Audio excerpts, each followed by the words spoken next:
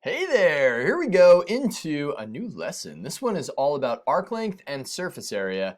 And in this video and the next one, we're going to discuss arc length. So let's dive right into it, talk about what arc length is, what the formula is, and then why it works eventually. That's going to be cool. Here we go. In terms of x, the arc length, which is literally how long an arc is, right? So if you were to walk this arc and say, how long have I walked, or how far have I walked? That distance, that would be the arc length, right? So it's not the straight line distance from A to B, it's the literal distance along this curve. Very useful tool. So here we go. In terms of x, that would be the integral from A to B of the square root of 1 plus the square of the derivative of the function that you're taking the arc length of. And I'll go over why this is in the second video. Now, sometimes people see this as dy dx in the formula as well. That's it. So 1 plus the square of the derivative, and you take the square root of that, and that's it. That's all there is to it. It's not so bad. In terms of y, what would it be? Well, let's say that your function is not in terms of x, but instead in terms of y. It's the same exact formula, right? So this would be, let's talk about it from like c to d. If you have two different y values, y equals c to y equals d, of the square root of 1 plus, and we'll call it, I don't know, g prime of y squared. And you might see that as dx dy, right? And this would be dy dx. That's it. So those are your formulas. So 1 plus the square of the derivative, you're often going to be tested on it in terms of x. That's all.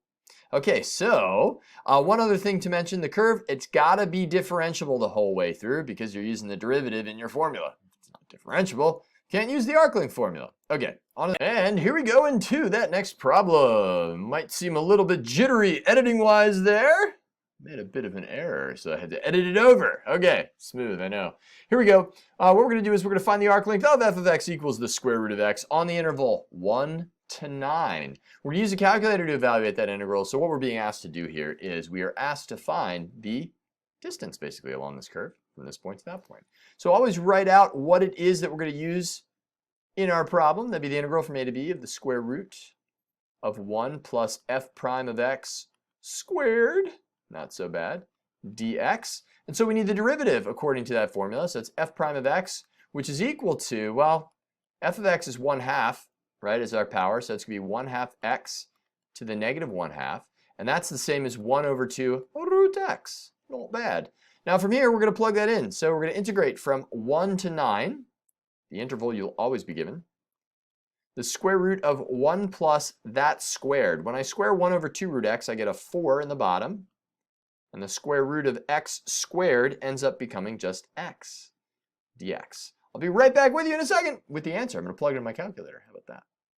And magically, the number appears, 8.268. So that's roughly the length from here to here. Not bad. Okay, on to another problem. This one is in terms of y. So I've given you, find the arc length of that on the interval 1 to 4 without your calculator. Oh no. So what happens when you have something in terms of y?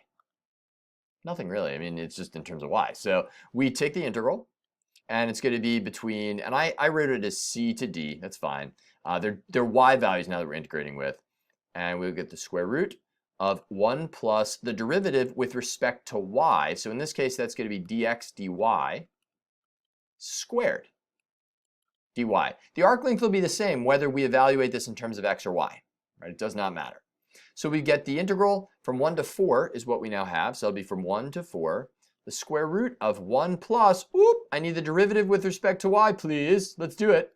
So dx dy is equal to, when I take a derivative of this with respect to itself, 3/2 times 2/3 turns into 1. Y to the 1/2, because we subtract 1 from that, and the derivative of 1 is 0. So that's it. That's not bad. That's the same as the square root of y. We are going to square that. This is going to be really sweet. dy. And now from there, that's going to be equal to the integral from 1 to 4 of the square root of 1 plus y. And it's 1 plus y because the square root of y squared is y. And then we got our dy there. Now, all we've got to do is, well, we could use u sub, but I don't think we really need to. It's a typical square root problem. Like I'm looking at this and thinking this is the same as y plus 1 to the 1/2, switching up the order, and it's raised to the 1/2. So the integral of that is going to be y plus 1 to the 3/2 divided by 3/2 is the same as multiplying by 2/3. We're going to evaluate it from 1 to 4. Nice. I'll just plug in. These numbers are going to be gross. So we'll get 2/3 times 4 plus 1 is going to be, what's 4 plus 1 going to be? 5, right, to the 3/2, minus 2/3 times 1 plus 1, which is 2 to the 3/2, and leave your answer like that, right? What this really means is this, if you really needed to simplify it more, some teachers will make you do it, this is root 5 cubed, which is 5 root 5, times 2 is 10 root 5 over 3, if you really need to do it out to this point. This is going to be 2 root 2, square root of 2 cubed is 2 root 2, 4 root 2 over 3, which ends up being 10 root 5 minus 4 root 2 all over 3. That's it. All right, we'll leave that video there. You know what?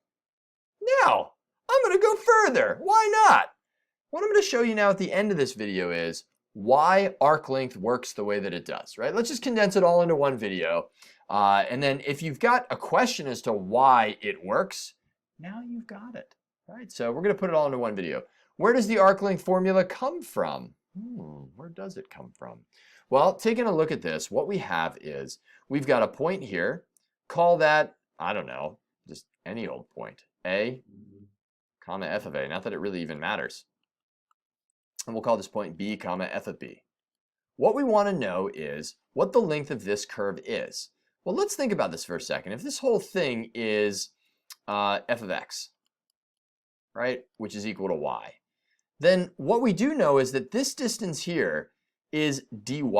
Eventually this arc, like think of this piece as a really, really, really, really small piece. And this arc is a very small part of an entirely huge graph. So think of the graph as really, really, really big, and this is a really small part. So this is a super small change in y, and this is a super small change in x. So as this becomes smaller and smaller, and smaller and smaller and smaller, you eventually end up with a super tiny triangle, where you have this is a change in x and this is a really small change in y. And so basically, this distance, that secant line, approaches the actual, well, curve as it gets really, really tiny. So we need the length of that. So take a look at this triangle. To get the length of this, you got a right triangle, you would take dx squared, the Pythagorean theorem, plus dy squared, and that would equal to this length, which people commonly refer to as ds squared. All right, it's kind of weird, so that would be ds. So s ends up being the arc length. I know that's weird. So we're going to take the square root of both sides. So you get the square root of both sides. That's going to give you ds is equal to the square root of dx squared plus dy squared. Now, here's the thing. We don't want just one tiny piece of the arc, this little piece. We want to add up infinitely many of them until those little tiny pieces all add up to give us the entire length of that arc. So we're going to integrate both sides. So that'd be the integral of ds, which is the integral of the square root of dx squared plus dy squared. Now, that's not with respect to anything, and I don't really know what dx squared and dy squared are in terms of how to integrate it. So what do?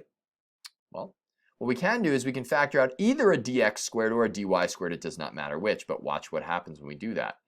So if I factor out a dx squared, I get 1 plus dy squared over dx squared.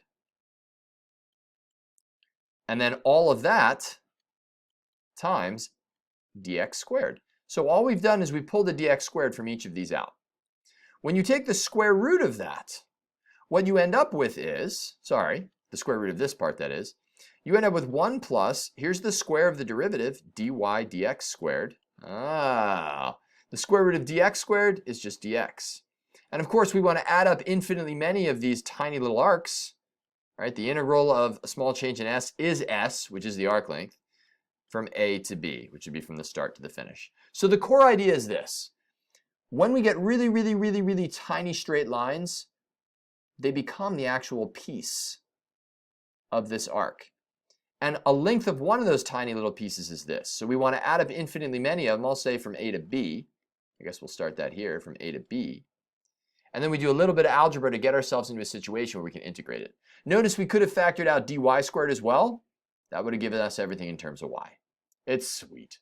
All right, a little bit rough there in the beginning, but I think a great video nonetheless. I will see you next time. Peace.